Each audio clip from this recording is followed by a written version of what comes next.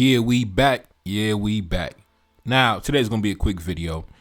Now, this story hasn't hit the Western media yet. I've only seen it in the French-speaking media. But as you already know, as I've been keeping track of, France has lost uranium access in Niger. Now, as you already know, for the past 50 years or so, Niger has served as a cash cow for the French economy, right? Especially when it comes to one of the most valuable natural resources in the world, which is uranium, right? The stuff that powers up nuclear reactors, lights up your cities, fuels industries, etc., etc. Now, of course, as we already know, the geopolitical situation has changed in recent times, and France is no longer in the position to benefit from the monopoly that she once enjoyed, and they've been kicked out the region. But here is where it gets interesting. I'm hearing that the military government in Niger is now looking to position itself as the main supplier when it comes to nuclear power. Take a look at this headline, right? And I translated it from French to English. Niger's uranium is still of interest to Europe, despite the blockade of Uranium. Now, Uranium, that's the French multi-billion-dollar multinational uranium company that is currently going bankrupt after losing access to the uranium mines in Niger. Now, why is this significant, right? In terms of Niger becoming the main supplier and cutting France out the equation, because France, for the longest time, has served as a middleman when it comes to the uranium supply chain in Europe. For example, let me break it down, right? Think of it like this. Imagine you are the plug, right? You got the product. The uranium, that's the product. You are the plug. So in this case, Niger is sitting on massive reserves of uranium, right? But instead of selling it directly to the buyer for the longest time, France has served as the middleman, because France had these contracts with these sellout corrupt leaders in these past regimes. So France had a monopoly on the uranium access in Niger. So instead of Niger going directly and selling directly to nations, France served as the middleman. So France would get the uranium, and then at a very low price, right? For peanuts, for pennies on the dollar. Then they would mark it up and resell it to other nations, particularly European nations. So France was seen as the plug in Europe, but they really wasn't the plug though. They was just the middleman. They wasn't the plug. See, the black man was the real plug, right? They wasn't the plug. There was some frauds. But what they would do is they would get the uranium at a fraction of what it's worth on the global market, right? Then they would sell it at a much higher price to other European nations, other European countries that relied heavily on nuclear power. And not only that, I believe the majority of the electricity in France comes from nuclear energy powered by uranium. So not only have they been powering their own electrical grid by getting uranium for pennies on the dollar, but they've also been strengthening their economy and their leverage and their influence in Europe by serving as the middleman, supplying uranium to other European nations. So for the longest time, that's how the game has been played, right? You got the plug, you got the middleman, then you got the customer. The plug is the source, right? They got the product. That's Niger. Niger is the plug. They got the uranium, right? The customer is Europe, right? Europe. I believe like a third of like all the nuclear energy in Europe is powered by the uranium coming from Niger, right? So the customer is Europe. You got all these rich countries. They need uranium to keep their lights on, keep their reactors running, right? But here's the thing. Just like in the streets, right? Even if you're selling drugs, whether legal or illegally, the customer doesn't really go directly to the plug, right? Even in the pharmacy, right? You don't go directly to the manufacturer or the distributor. No, you go to the pharmacy, the retail pharmacy, which is the middleman between you, the customer, and the supplier, right? So the pharmacy goes to the supplier, goes to the plug, gets the product, and then they serve it to you. So the pharmacy is the middleman. Even in the streets, your plug is usually a middleman, right? You don't go directly to the plug. See, the plug, he got pounds and kilos and all type of crazy shit. You don't go directly to the plug. You go to the middleman. France historically has been the middleman when it comes to the supply chain of uranium. So France would go to Niger, get everything at dirt cheap wholesale prices, right? And as the middleman, what you bring to the table is you have customers, right? So as the middleman, you go to the plug and say, listen, I'll take care of everything. I got customers on deck. They ready to purchase. They got the money in hand, ready to go. All I need is the product. So the plug is going to supply to you because you have customers, you get the product off very fast, and then you come right back to me tomorrow ready to get some more, right? So the plug don't got to be in the streets doing hand-to-hand sales and none of that nonsense. You as the middleman, you take the product, you go sell it, you come back when you're ready to get some more. So let's say, for example, this is how France made their profit, right? So as a middleman, you go to the plug, right? You get it for whatever price you get it at, $5. Let's say you get a bag for $5. You take that product, you mark it up to whatever price, $20, $50, right? Then whatever the difference is, you keep the profit, whether that's $20, $30, $50, that profit goes into your pocket. That's the middleman business model. So you could imagine after all these decades of France serving as a middleman, I guarantee they've accumulated billions of dollars in profit in their treasury just from this business model. But now with France out of the picture, with France out of the way, now there are European nations, they still want to buy, right? They still need the uranium, right? So just because the middleman has been cut out the equation, the customers, they still want to do business, right? The customers still need the product, right? So now Niger is being courted by all different type of companies, all different type of countries, right? They want to strike a deal now that France is out the way, right? Now Niger is in a prime position to now negotiate terms based on the leverage that they have. Now France is out the way, so now they can deal directly with the customers that France currently had a monopoly over. Right now, France no longer has access to the low price uranium in Niger. So now Niger, we can cut out the middleman now, right? We can cut out the middleman, go directly to the customer and keep all them profits that you was making. We can keep that in our pocket now. And all the profits you was making, too bad, bro. Go to Kazakhstan. You know what I'm saying? Go to Kazakhstan, get the uranium over there. Take a look up on the screen. Nigerian uranium continues to seduce Europe. Despite the forced withdrawal of France and the setbacks of Urano, Niger is consolidating its role as a strategic supplier for the European nuclear industry thanks to new international partnerships. While France, through Urano, has traditionally relied on Niger for a significant portion of its uranium supply, a new dynamic is beginning to emerge. Following difficulties encountered by Urano, which lost control of two major Nigerian uranium projects, the Sahelian country is demonstrating its ability to form alternative partnerships and maintain its status as a key supplier to Europe. Now, when it comes to business, when it comes to any type of business, right? I gave you all type of different examples, whether it was legal business or illegal business. When you cut out the middleman, that means more profit for yourself, right? Even in the music business, right? That's why they say don't sign a record deal, because the record label is the middleman to the consumer, right? When you cut out the record label, you go directly to the consumer, you keep all the goddamn money. So instead of the record label taking your album, putting it on the shelves for you and then taking a cut or taking a percentage, you cut out the middleman.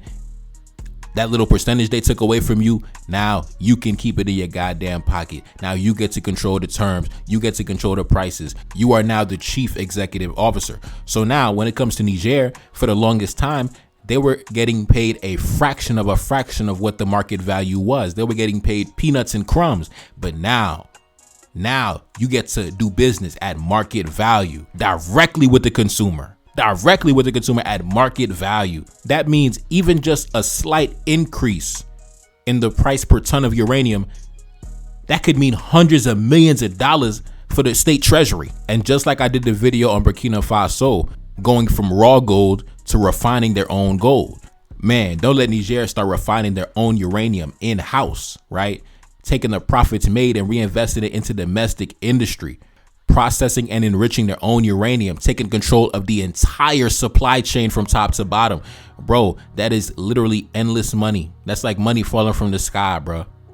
Literally money falling from the sky.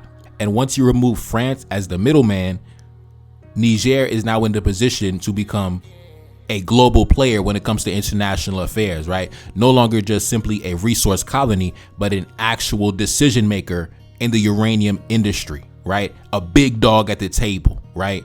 I'm telling you, when you take out the middleman, when you cut off the middleman, listen, man, it's a game changer. It's a game changer, bro. Ask anybody in the streets what that means when they talk about, man, we're gonna take off the middleman. You know, I'm going straight to the plug. We're gonna take off the middleman. Now, obviously, France, they're gonna be upset about it because Due to the fact that they lost supply in Niger, they're going to have to go to different suppliers, right? And they're going to have to pay the market value. You're not going to be able to pay, 50 cents, for uranium like back in the day, right? You're going to have to pay the market value, which means that your production cost is going to skyrocket, which means that you're going to have to pass that cost off to the end consumer, which means that your electric bill in France is going to increase, right? Which means that you might have to lay off or fire some of your workers. You might not be able to keep up with your entire payroll based on your profit margins, right? So your entire business model was built on being the middleman, right? Getting the uranium cheap and selling it at a markup.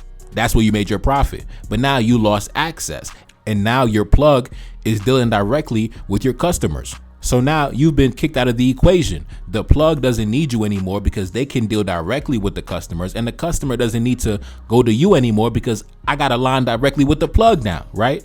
I can go directly to the plug. I don't need you. I can go directly to the supplier. And don't forget, the majority of your electricity runs off nuclear energy, right? Runs off the uranium coming from Niger mainly, right? So now you're going to be facing disruptions to your energy grid unless you get this issue situated, France is in a very precarious situation at the current moment. But anyways, man, let's take a look at some of the reactions on social media. This person said, Niger in its development momentum does not need friends. It only needs reliable and respectful partners. That being said, it is free to choose its partners. This person said, the results of a foreign policy harmful to the interests of France. In just one decade of Macronism, our nation will have ultimately lost everything, even its honor. So this guy right here, I guess this is a Frenchman, Laurent Leclerc, you know what I mean? He over here mad, we've lost everything in just one decade. We've even lost our honor. Them boys mad. Let's continue. This person said, when we say that the EU does not protect the interests of France, it is especially taking advantage of France's defeat to make its business. This serves us right. We are paying for the arrogance and antipathy of our diplomacy in the image of our president. We had good diplomats in the past, but the diplomatic corps has been liquidated. It's as if Macron was put there to destroy our country in the service of the big global banks and the European deep state. Now, I'm assuming this is a white Frenchman upset and trying to rationalize the geopolitical losses that his nation has been taking recently. These guys in the conspiracy theories, the deep state and the globalist bankers. Nah, bro, I just think it's not the globalist bankers. The globalist bankers don't want the black man assuming his sovereignty. It's not the globalist bankers, my brother. Listen, the party can't last forever. I mean, you thought you was going to be able to sustain this business model for the next, 5,000 years. I mean, eventually it had to come to an end. Eventually it had to be disrupted. Let's continue. This person said, France sold Nigerian uranium to the EU, and they are not happy that Niger sells directly to the EU. Exactly. This person said, moreover, their attempt to push other European countries to isolate the AES countries has failed miserably. One after the other, these countries have come back to strengthen their cooperation with the AES. Now, yes, exactly. I've noticed that as well. In case you haven't noticed, I'm pretty much when it comes to Mali, Burkina Faso with Niger, it seems that other nations, nations around the world have pretty much accepted that this is the way things are, right? So now you've seen nations sending their ambassadors to acknowledge the government. You see, at first when these guys came to power, nobody acknowledged them, everybody sanctioned them. But now at this point, it's pretty much internationally recognized that these are the sovereign leaders of these countries.